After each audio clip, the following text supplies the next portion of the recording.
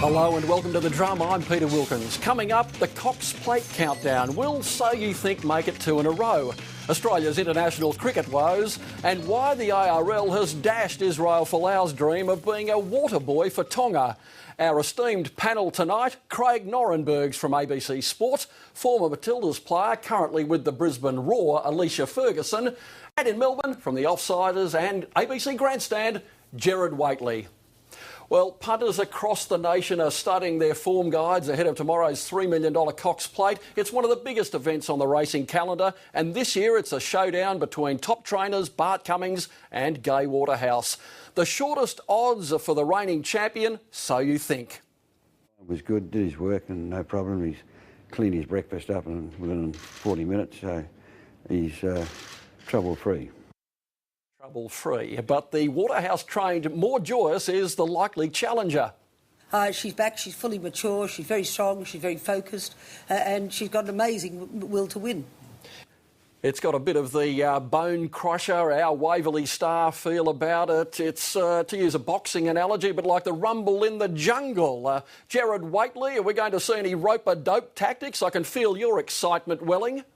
Yes, Wilco. Look, this has captured the imagination of the sporting public, certainly in Melbourne, to the exclusion of anything else this weekend. And I do think that's because the storylines are so rich. You do have the best horse in the country, and So You Think, the shortest price favourite in a couple of generations in a Cox Plate. So commanding is his hold on the race that some bookmakers have already settled their wagers and paid out on him winning the race. And as you say, we've got the deities of racing, Bart and Gai, squaring off. And then the emotional element as well, with a jockey fulfilling the engagement of a late mate, and Corey Brown will wear the silks of the late Staffy Katsides when he's legged aboard Shootout. So it is an alluring mix. I'm not sure it's quite the match race of the best horse against the best filly, because there's a couple of war horses in there as well. But if we see the crowning of this great horse, I think that would be completely fulfilling.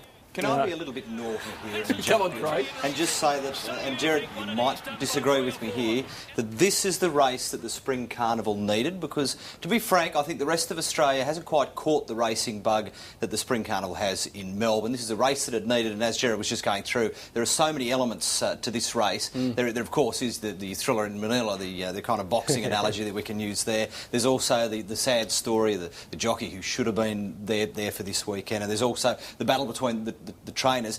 This is the race that I would imagine quietly racing officials would be saying, thank goodness we had this kind of match race between these two. And I think Gai Waterhouse is helping also. She's kind of talking up things and saying, look, even though it's paying $7.10, get on it now. $7.10, it's probably worth $10 to throw on it, rather than $1.45, which you could probably throw away. This is the race they needed, and I think Victorians forget that the rest of Australia, okay, we might think, oh, that's good, and we'll see. All right, they won. And we'll watch maybe the couple of Group 1 races and then the feature race.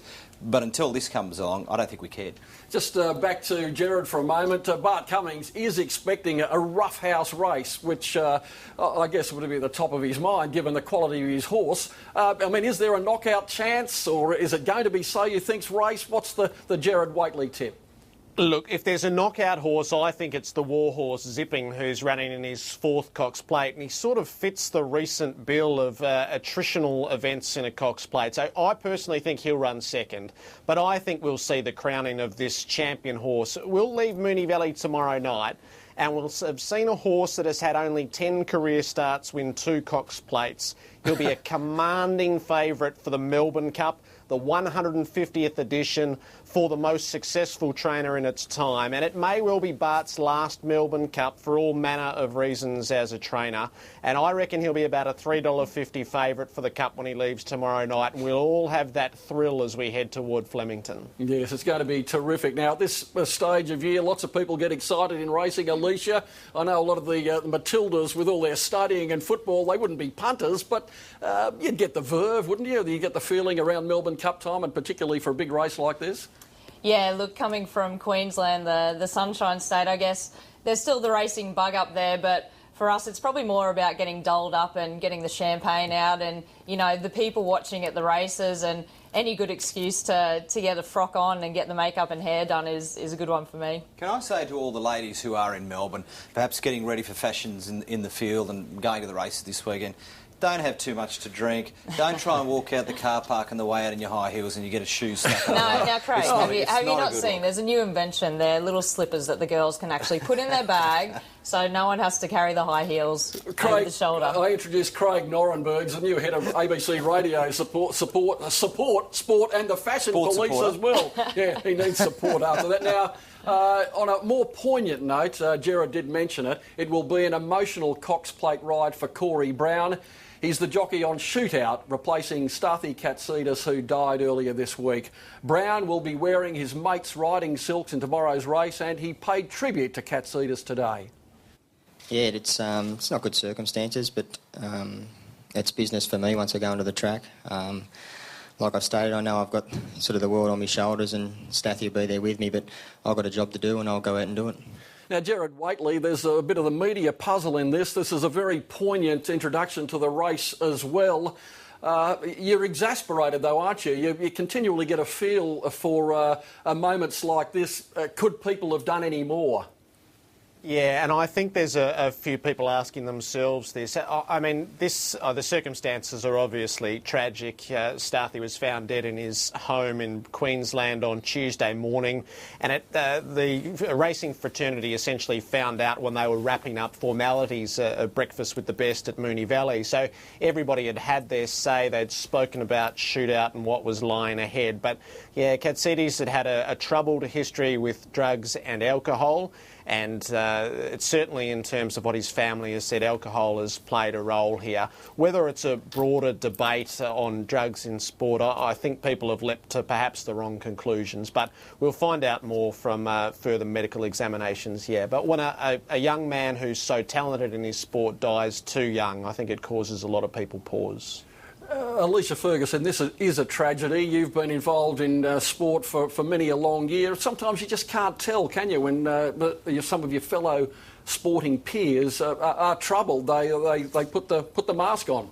Yeah, I guess as, you know, professional athletes, they're reasonably highly strung, and you're walking a fine line between perfection all the time, and that's what you're always going for. And while you can put on a strong face and a strong front, that doesn't mean that that's what's going on inside. And such a tragic event for a great young jockey to die at the age of 31, you know. Yeah. And it's a tough game being a jockey as well. People forget how hard they train, how they have to diet, and how they've got to keep their weight. It's even tougher than being a boxer, and maybe it has less to do with his lifestyle and more to do perhaps with the kind of person he was. Well, Australia's cricket woes continued this week, with India winning the latest one-day international by 5 wickets in somewhat extraordinary circumstances, given the runs they had to chase.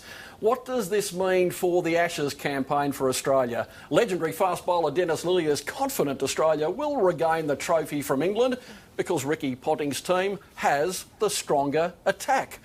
Craig, you still get this burdening on the shoulder that you think that it's coming down on Australia a little bit, don't you? Remember the days, and it really was only 5 years ago that we were #1 in the world and we were virtually unbeatable and we'd had a great run of test wins and everyone was saying this could go on forever.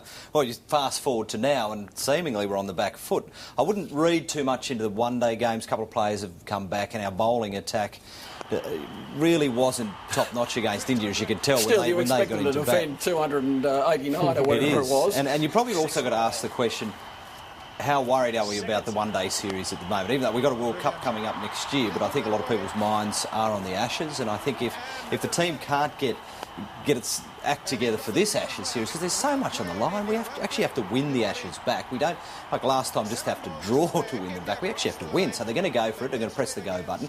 Ricky Ponting, there are questions being asked about his captaincy, not least of which by Shane Warne in his tweeting, and it was odd that they didn't kind of sit down and talk, and this is probably a sign Although of he the since times. defended himself. They'd SMS each other and, look, I've got a problem with you, I'm going to SMS you and we'll sort it that way. In the old days, maybe they used to have a beer, so maybe there's something to be said for actually face-to-face like that. But the Ashes series, and you can slowly start, actually, I'll give a plug. The ABC's Cricket magazine is out now. It is edited by the veritable Jim Maxwell. There you go, Jim. I gave it a plug for you. So it's in all good bookstores and news agencies now, so get it. Fantastic read. I just had to give that a little plug. No, but I think you can actually start right. to feel that the Ashes series is on its way. Sri Lanka's in town. That'll be kind of the entree, and then the main event later in November when England hit town. I think we'll beat them. Oh, it's going to be close. Yes, I think Sri Lanka have lost a few wickets against Queensland in their first tour match. But that aside, Alicia, the criticism on Ricky Ponting, considering his esteemed record, a winning percentage of about 64%, he's been there, he's one of the greatest cricketers ever. Do you feel as a sports person that it's a little bit unfair and showing a lack of respect? Yeah, look, I think he is getting some tough criticism out there, and for a captain that's been so successful and has that experience behind him to really play under pressure when times are tough, like Craig said, it's only been the last 5 years that things have dropped off a little bit, and I don't think you can start pointing fingers at just one person, Always good to ask the question, and maybe someone might be better to step into that role, but I don't think Ricky's done just yet. I'm going to drop Ricky's name. Ricky once said to me after I'd done an interview with him, we were talking about captaincy, that question, it was kind of off the record, but he wouldn't mind me saying this, that he said he thinks being the Australian cricket captain is the toughest sporting job in Australia, because it's not like the coach. If you're a football coach, you set the team, you pick the team, but the Australian cricket captain has a lot to say when he's out on the field. He's got to set the field, and if the game changes mid-flow, he's the one who's got to pull some guys out of the slips maybe, move in the outfield and do that. And so he would be under enormous pressure. Yeah, and there's so much more attention these days too. You get 45 replays, when a captain's got a dud deal and when he's got a good one. It's the introspection and the focus on the game so much more. On our way to Gerard, why don't we have a look at a couple of bold moments from the Australian team in the one-day match from Cameron White. An extraordinary innings, really. He just plundered the bowling, hitting some, flick sixes really off the hips. And Michael Clarke was out the other end. He made a beautiful 100 too. And then I guess there's a bit of a letdown not to be able to defend that total. But Gerard, I'm going to ask you the pertinent question, given the bowling couldn't do it here. Can the bowling do it in the Ashes? Is the attack good enough? It's got plenty of depth, it seems, but they seem to be in the sort of disarray with injury and whatever. Yeah, I think this is where you get that combination of bad luck and bad management, which tends to bring you undone. Look, my take on the one day is it just shows how volatile things are in Australian cricket at the moment, that a high-scoring one-dayer in India would suddenly vault Cameron White to the front of selection discussions. Sure, he made his 89 off 49, but that bears no relation